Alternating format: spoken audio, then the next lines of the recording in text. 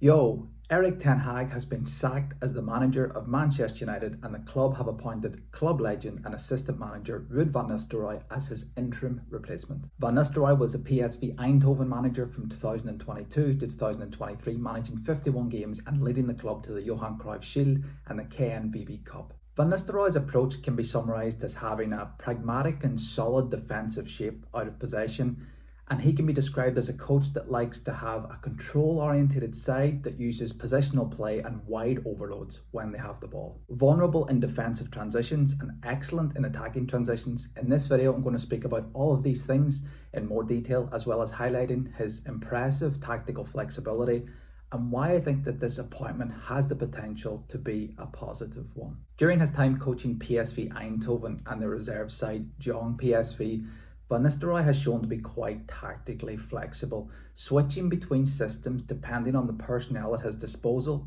and the setup of the opposition. He seems to favour starting with the 4-2-3-1 formation against stronger opposition, whilst favouring a 4-3-3 system against low blocks or against teams in which he expects his sides to dominate possession against. Van Nistelrooy likes his sides to build up with asymmetric fullbacks, very similar to fellow Dutchman and Liverpool manager Arne Slot. One fullback, typically the right back at PSV, tucked inside as the left back pushed up on the opposite side.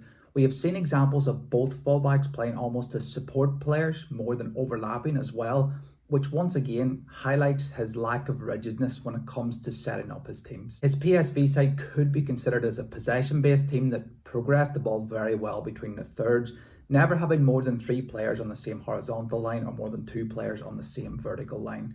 This helps to create many passing options as possible for the player on the ball.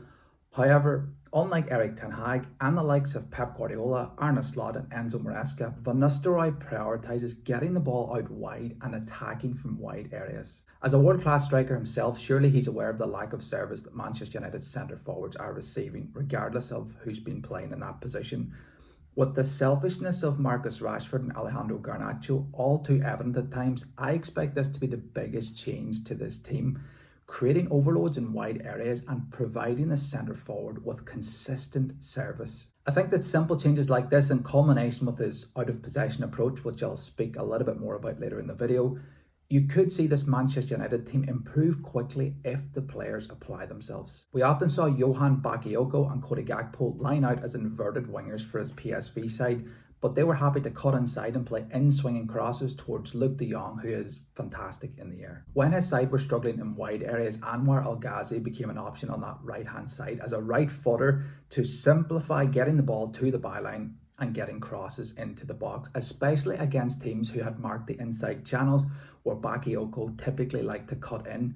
Van Nistelrooy really values wide players that are positive in possession and who excel in 1v1 situations. When Xavi Simons came into his team and played from the left, who's more of an attacking midfield player, the width and attacking threat on that side then came from Patrick van Aanholt, once again highlighting the coach's tactical flexibility and his ability to problem solve. Given Manchester United's lack of a natural left back at the moment, and the fact that both Marcus Rashford and Alejandro Garnacho look more comfortable playing as left wingers, I do think that it's possible we see either Diogo Dalot or Mazraoui playing as the attacking fullback on the right hand side, Lisandro Martinez playing as the left back and essentially part of a back three in possession, and even Bruno Fernandes starting from the right but coming inside, as the width would be provided from the attacking fullback on that side of the pitch. Given his PSV side's preference for playing in wide areas, when they do create overloads on one side, the winger or the attacking fullback on the opposite side of the pitch tends to stay wide to facilitate a quick switch of play. So what happens when the wingers aren't having much joy against the opposition fullbacks, or when they're against a back five with wing backs pushed right up onto their wingers? This is where you'd expect to see a 4-3-3 with 2 10s, possibly a combination of Bruno Fernandes, Kobbie Mainoo, Christian Eriksen or Mason Mount to exploit this space in the middle of the pitch. The centre forward needs to be well rounded to play in Ruud van Nistelrooy's team, as they need to have the profile to be both a poacher and to read crosses coming into the box, and as a target player for the attacking midfielders to play off when they're attacking centrally. Joshua Zirkzee has the profile but perhaps not the quality, but Rasmus Højlund could be given the nod in my opinion, because he's also an asset in attacking transition with that pace of his, and that's an aspect of the game in which Ruud van Nistelrooy's PSV side really excelled in. Many Manchester United fans will tell you that transitioning quickly and utilising the wide areas is the Manchester United way, and from the limited information that we have on Van Nistelrooy, it does seem as if he's a great fit in that regard. But what are his teams like out of possession? PSV often adopted a narrow, compact, mid to low block 4-4-2 out of possession, keeping the space between the lines to a minimum and forcing the opposition to play wide. They want to control the space and limit ball progression through the middle of the pitch. Force the ball wide and then squeeze the opposition. Mikel Arteta's Arsenal side are an excellent Premier League example of just how effective this out of possession approach can be. Van Nistelrooy abandoned his predecessor Roger Schmidt's aggressive counter-attacking out of possession approach, and PSV looked a lot better for it. So what are the weaknesses of Van Nistelrooy's tactics, and how do I think he'll perform as the manager of Manchester United? As mentioned at the beginning of the video, Van Nistelrooy has just managed 51 games at the top level of Dutch football, and during that time his sides did have a difficult time managing defensive transitions because of how much space there were between the players when they were in possession. The most vulnerable aspect of his PSV side undoubtedly was the defence, regardless of the system that he employed. When you research a manager's philosophy and tactical approach, they all look encouraging because in theory they all work, but when you're taking over a team that have underperformed for some of the very best coaches, and then with the added pressure and scrutiny that comes with the Manchester United job, it's impossible to predict how successful this interim appointment will be. When you add to that he'll be facing elite coaches on a weekly basis, I think we'll quickly find out if he has what it takes to steer Manchester United back in a positive direction.